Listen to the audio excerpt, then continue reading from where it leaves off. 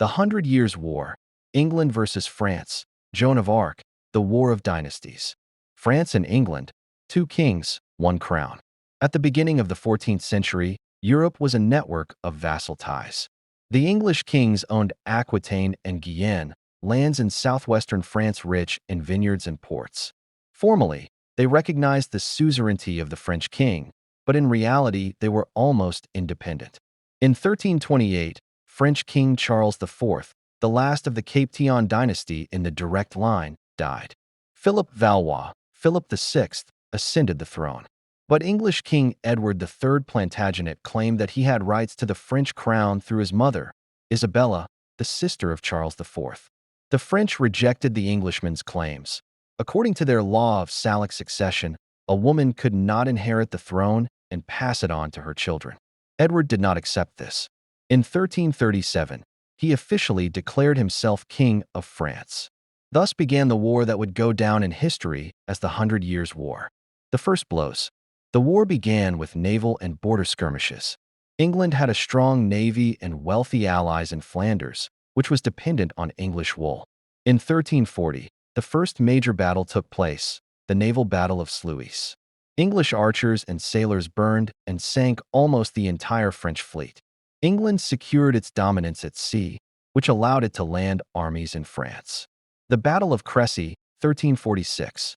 In 1346, Edward III landed in Normandy.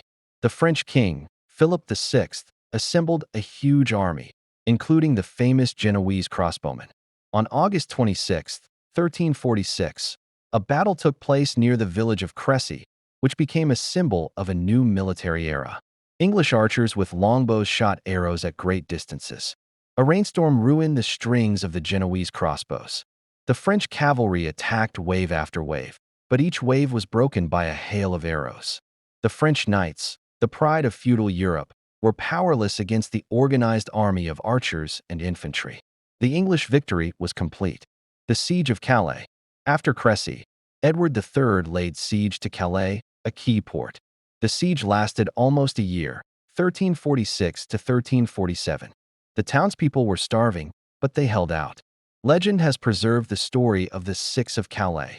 6 townspeople who came out to Edward barefoot, with nooses around their necks, to beg for mercy. The king was ready to execute them, but his wife, Philippa of Hainaut, begged for mercy. The city surrendered. Calais became an English base for 2 centuries to come. The Black Death. The war was interrupted by disaster. In 1347, the plague, known as the Black Death, came to Europe. It wiped out up to a third of the population. Armies melted away, cities were deserted, and entire villages disappeared. The war subsided for years. Death fought better than any commander. Resumption of the struggle. In 1356, Edward III's son, the Prince of Wales, known as the Black Prince, invaded Aquitaine. The French king, John II of Valois, gathered an army and caught up with the English at Poitiers. As at Crécy, the French knights were powerless against the English archers and defensive tactics. King John II himself was taken prisoner. This was a blow to France's prestige. In 1360, the Treaty of Bretigny was signed. England received vast territories in southwestern France. But the war was not over. It had only entered a new phase. France after Poitiers. The Battle of Poitiers, 1356, was a disaster. King John II was captured, and the English took him to London, where he was treated as an honored guest. But in reality, he was a hostage. France was left without a leader, and the country was devastated. Unrest broke out in Paris. The people demanded reforms, and the peasants rose up in rebellion, the famous Jacquerie of 1358. In the villages, peasants armed themselves with pitchforks and axes, marched on the castles, and killed knights and their families. But the knights brutally suppressed the uprising. Tens of thousands of peasants were killed. Power in Paris was temporarily seized by the wealthy merchant Etienne Marcel, but he was soon killed as well. The country was plunged into chaos. The Treaty of Bretigny, 1360. Under the terms of the peace treaty, England received almost a third of France, Aquitaine, Guyenne, Poitou, and other lands. Formally, Edward III renounced his claim to the French crown, but in essence, England received a huge chunk of the country. However, Holding on to these territories proved more difficult than capturing them. Mercenaries and companionships. After the truces in Europe, there were many unemployed soldiers, mercenaries. They gathered in gangs called companies. These troops roamed France, plundering cities, taking ransoms, and turning the country into a lawless wilderness. The French crown was too weak to deal with them. This became one of the symbols of the middle of the war, even without the English. The country suffered from internal strife. The rise of Charles V. The situation changed in 1364 when Charles V Valois, known as the Wise, ascended the throne. He understood that the English were stronger in open battle, their archers and discipline had broken the French knights more than once. This meant that a different tactic was needed. Charles entrusted the conduct of the wars to the talented constable, Bertrand du Guesclin. Du Guesclin's tactics. Du Guesclin understood that you cannot fight archers head-on. He avoided large battles and resorted to guerrilla warfare. Quick raids on garrisons. Destruction of English warehouses. Capturing fortresses. Wearing down the enemy. His motto was simple: better to take 10 cities without a battle than 2. Lose 1 battle and lose 10 cities. Thus, France gradually began to reclaim its territories. The weakness of England. Things were worse in England. The young Henry VI did not have his father's character. His reign became a time of strife between the lords. The country was becoming poorer, and the costs of war were ruining the treasury. Soon, a new civil war would break out in England, the War of the Roses. But for now, Henry VI was still considered the King of France, although in reality, English power was diminishing with each passing year. The last campaigns. The French liberated the north of the country step by step. In 1449, they launched an offensive in Normandy. In 1450, at the Battle of Formigny, French troops defeated the English using artillery, a new weapon that decided the outcome of battles.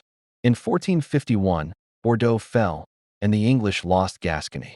The English Parliament still tried to send reinforcements, but they no longer had enough forces.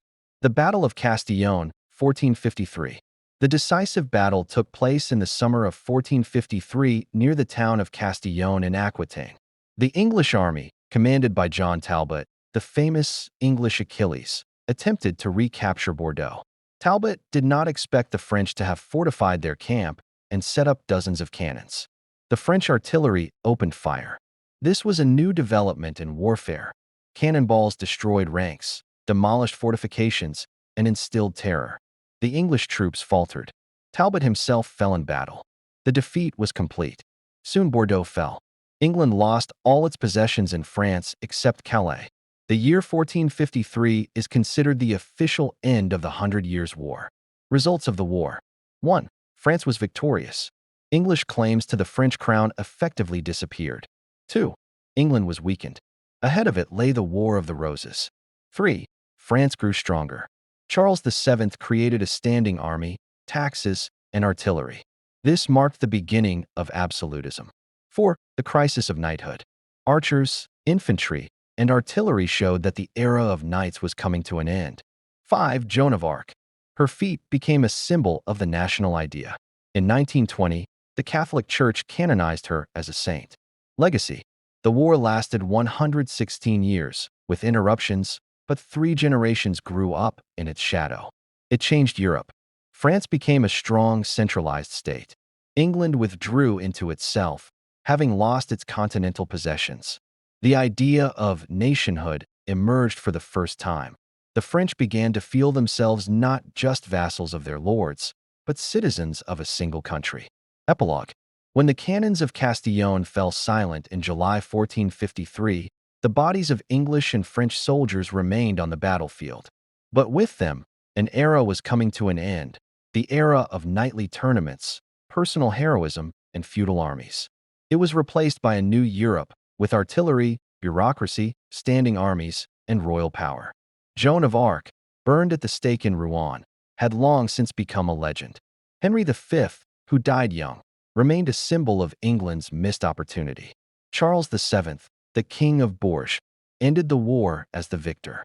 The Hundred Years' War was not just a conflict between 2 crowns. It was the turning point between the Middle Ages and the early modern era. France after victory. When Castillon's cannons fell silent, France was a country that had gone through hell. For over 100 years, the land had been ravaged by war. Cities burned, villages depopulated. But victory gave new impetus. Charles VII created the first regular army, the core of the future absolutist army. Artillery began to be used actively, which would later make France a leader in military technology. The tax system, the taille, became permanent. Now the king had a stable income, independent of the will of the nobility. France was transforming from a mosaic of fiefdoms into a centralized monarchy. England, defeat and turmoil. For England, the end of the war was humiliating. A century of struggle, thousands of lives, millions of pounds, and everything was lost except Calais. The people were disappointed, and the nobility was divided. Just 2 years after Castillon, the War of the Roses began, 1455. The House of Lancaster and the House of York fought for the throne. England plunged into civil strife, and thoughts of the French crown were gone forever. Military revolution. The 100 Years' War changed the very nature of warfare. 1. The longbow against the knight. Agincourt and Crécy showed that a peasant archer could defeat a knight clad in steel. 2. An army instead of a feudal militia. France realized that it needed a standing army, not vassals who came and went. 3. Artillery. At Castillon, it was cannons that decided the outcome of the battle. Medieval walls, built to withstand battering rams, were no longer effective. 4. The end of the knightly myth. Tournament traditions were dying out. They were being replaced by an army of specialists. Joan of Arc, from heresy to sainthood. After her execution, 1431, the English thought they had destroyed a symbol. But in 1456, a papal commission reviewed the trial and declared it unjust. Joan was found innocent. In the popular imagination, she lived on as the maiden who saved France. Poets, artists, and chroniclers glorified her image. In 1920, Joan was canonized by the Catholic Church. Today she is the patron saint of France. Her statues stand in many cities, and her name has become a symbol of courage. The fates of heroes. Charles VII died in 1461, leaving the throne to his son Louis XI. His nickname, King of Bourges, was changed to Liberator of France. Henry VI of England, the formal king of France and England, proved to be weak and indecisive. He was overthrown during the War of the Roses and then killed. Burgundy, which could once have become a third power, soon found itself drawn into war with France. After the death of Charles the Bold, its lands passed to the Habsburgs. French knighthood survived, but lost its significance. Now the royal army and artillery were at the forefront. Europe after the war. The 100 Years' War was a learning experience for all of Europe.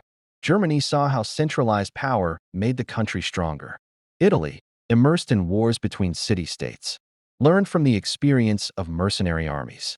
Spain saw how artillery changed the rules of the game and, a few decades later, used it in the Reconquista. Legacy. 1.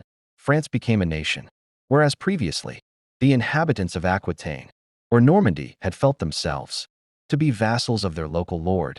Now they felt themselves to be Frenchmen defending their common land. 2. England turned inward. The loss of France freed it from continental ambitions, but led to turmoil and, in the long run, to maritime expansion. 3. A new war and a new era. The end of the war marked the beginning of the Renaissance. Europe entered the 15th and 16th centuries changed place, with cannons, regular armies, and powerful rulers. Epilogue. The 100 Years' War lasted longer than a single generation. It began as a dynastic dispute and ended with the birth of new nations. The era of knights died in the mud of Agincourt. The idea of a national mission was born in the smoke of Joan of Arc's stake. A new era dawned in the fire of Castillon's cannons. The era of states and empires. France emerged from the war exhausted but victorious. England lost France but found its future on the seas. Europe learned that the world had changed and would never return to the old. Middle Ages. Thus ended the 100 Years' War, a war that changed the face of the continent.